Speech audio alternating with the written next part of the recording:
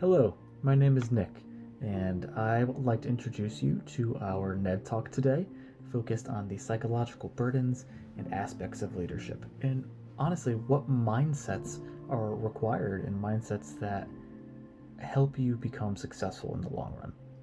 So, first of all, we wanted to touch upon the overall burden of leadership. Whether you're in charge of a large company or whether you're in charge of a military battalion, it comes down to being in charge of people. And ultimately, the success of these people, the health of these people, it really comes down to how you are as a leader.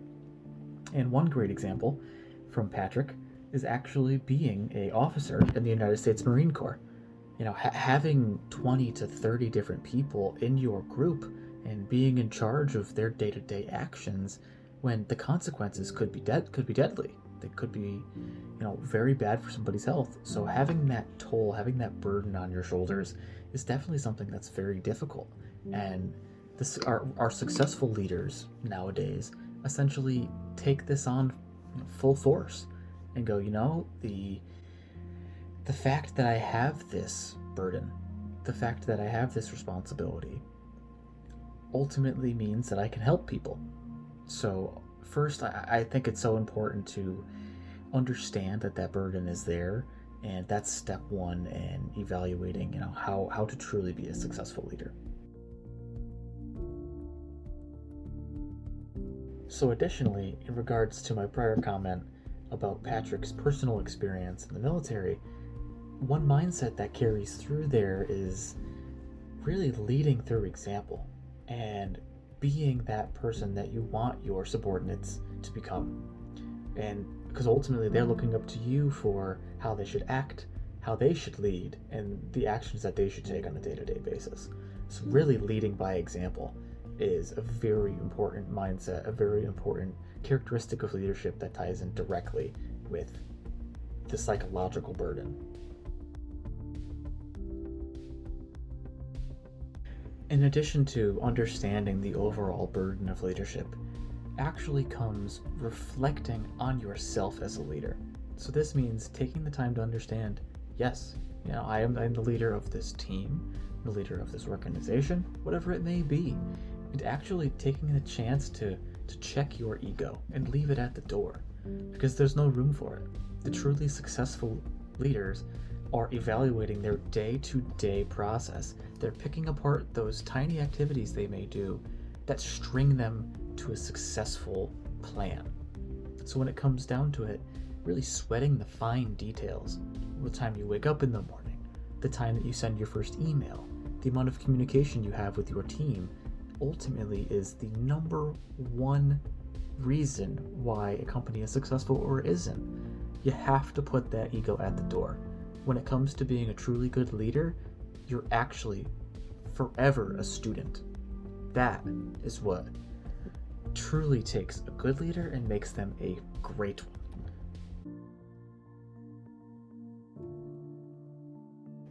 There is one characteristic to the psychological mind that also helps when it comes to leaving your ego at the door, and that is humility. Understanding that you may not be the smartest in every single thing that you are trying to accomplish. It's a better idea to bring on folks that complement you in areas that you may not be as strong. And as a team, that builds your confidence that you can go out and get anything done that you put your mind to. But step one is having that humility and leaving your ego at the door.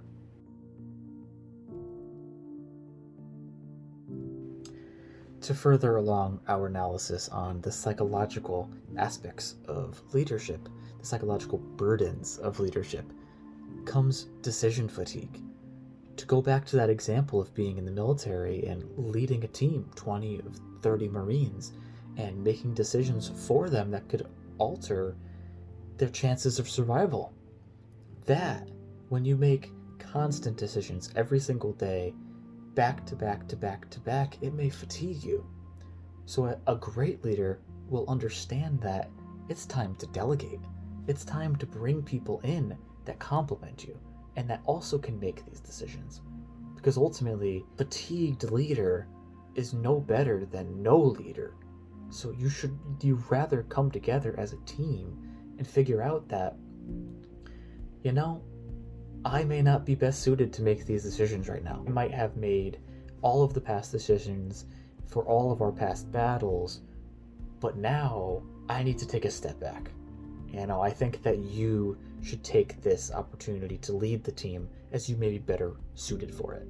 A conversation like that truly indicates that person was a great leader, taking the time to step down and let somebody else lead. Because as a team, that's when we're ultimately the most strong.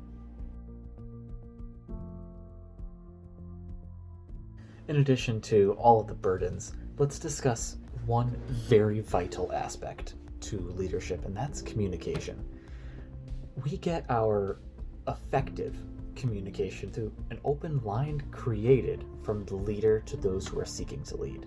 It's ultimately the leader's responsibility to engage this conversation and introduce the new staff member to the environment they may be in or the team they may work with. Once that connection is established between the leader and the new employee, it's time to maintain it, and that's vital. To actually keep the communications lines open, to ask questions when concerned, to ask questions when confused, and to answer them in a way that continues the conversation instead of stopping it or cutting it short. Leadership also doesn't mean only the communication between employees and employer on a day-to-day basis. It also means the communication of core values, the communication of the vision of the company, the communication of the goal of why we do what we do day to day. If your leader is truly a great leader, you can see the vision just as strong as they can. And that's your job as a leader. You need to be able to paint a mental picture that is so crystal clear, everybody is in the same boat, swimming in the same direction. That shows the true strength of good communication.